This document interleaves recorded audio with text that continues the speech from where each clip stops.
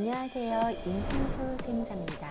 이번 시간은 여행사와 항공권 과세 문제에 대해 이야기 나눠보도록 하겠습니다. 첫 번째 주제는 여행사가 항공권을 판매할 때 부가세를 내는지 여부입니다. 여행사는 항공사로부터 구입한 항공권을 고객한테 판매할 때 항공권의 매매 거래라고 하는데요. 우선 항공권이라는 것은 종이 티켓 또는 전자 티켓의 형태입니다. 고객은 항공권을 제시하고 비행기에 탑승하죠.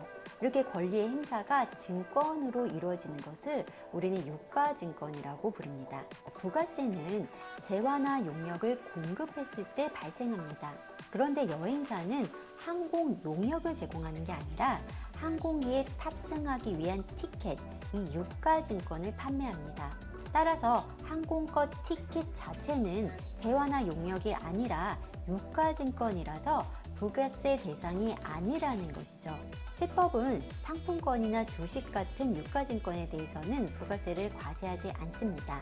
다만 여행사가 고객한테 항공권을 판매하고 그 대가로 항공권 요금 외에 어떤 상담이나 티켓 발권에 대한 수수료를 함께 받는 경우에는 그 수수료에 대해서는 당연히 여행사의 매출이 되기 때문에 과세가 되겠죠.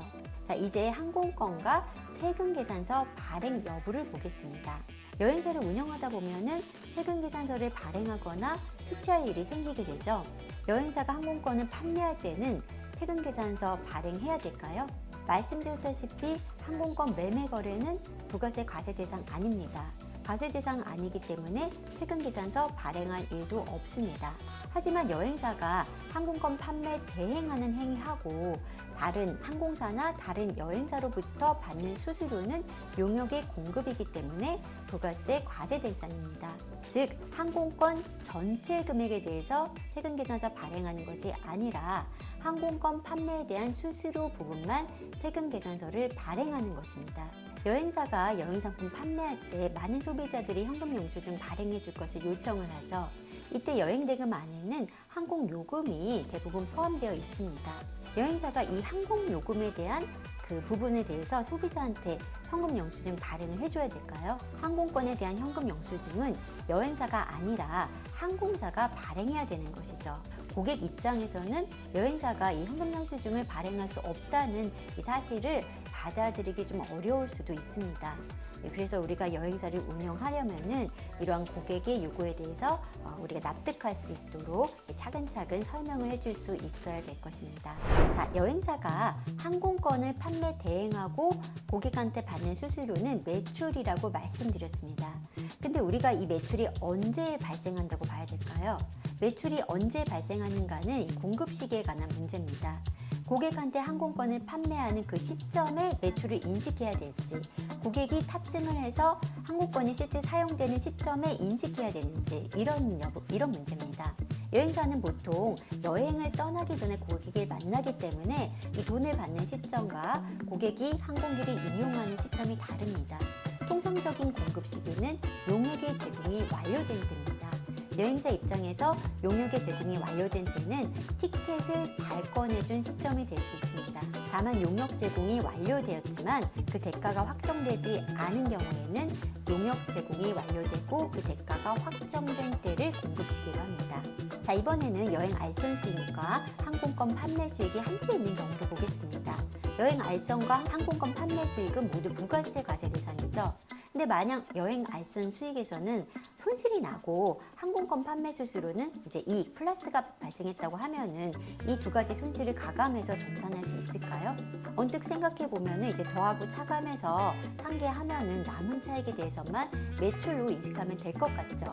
하지만 안타깝게도 부가세법은 이 두 가지 용익을 별개의 매출로 보기 때문에 각각 인식하도록 하고 있습니다. 예를 들어 A 여행사를 운영하면서 알선 수수료는 마이너스 300인데 항공권 판매 수익이 50이 나오게 되면은 우리의 사업장 이익은 마이너스 250이 되겠죠. 하지만 부가세 낼 때는 알선 수익은 손실이 있기 때문에 0, 항공권 수익은 이 50에 대해서 5를 납부해야 되는 것입니다. 만약 이를 상계해서 마이너스 30에 5 해서 5를 해버리면은 결국 부가세 부담이 없어지게 되죠. 그래서 세법은 이를 방지하고 각기 다른 영역에 대해서 별도의 부가세를 과세하기 때문에 각각의 이익에 대해서 과세 표준을 다르게 계산해야 된다는 것입니다.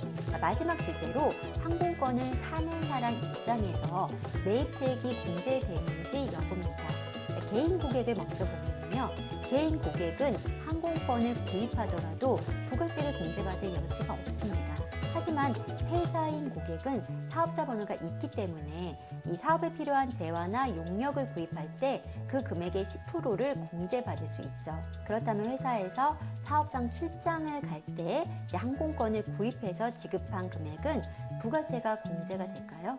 여기에 대한 답은 부가세법 시행령 제73조 1항 5에서부터 찾을 수 있습니다. 법에 따르면은 여객 운송업을 사업을 하는 자는 세금 계산서 대신 영수증을 발급해야 됩니다. 여객을 운송할 때는 주로 사업자가 아닌 개인을 대상으로 하죠. 그래서 개인이 탑승할 때마다 일일이 세금 계산서를 발행할 수는 없는 것이죠. 동일한 논리로 음식점이나 소매점과 같이 최종 소비자 대상으로 하는 업종은 고객한테 매출 발생할 때마다 세금 계산서가 아닌 영수증을 발급하면 그만인 것입니다. 이때 영수증이라는 것은 고객이 카드로 매출하면 카드 전표가 되는 것이고 현금으로 지급하면 현금 영수증이나 간이 영수증이 되는 것입니다. 자, 그렇다면 상대방이 사업자면서 세금 계산서 발급을 요구하는 경우에도 세금 계산서 발급할 수 없는 것일까요? 또는 카드로 결제하는 경우에 카드 내역으로 매입세 공제 받을 수 있지 않을까요?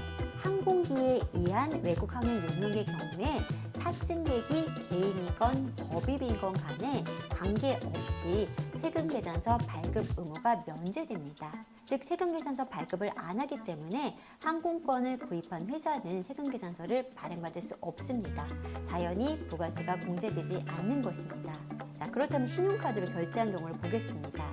자, 전세버스를 제외한 여객 운송 사업자로부터 신용카드 매출 전표나 현금 영수증을 발급받는 경우에는 매입세액을 공제받지 못한다고 되어 있습니다.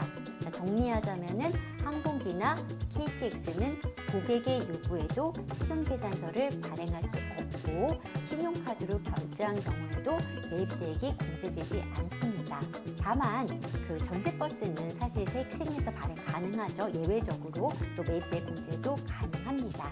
오늘은 여행사와 이 항공권에 대한 여러 가지 주제에 대해서 한번 설명드렸습니다.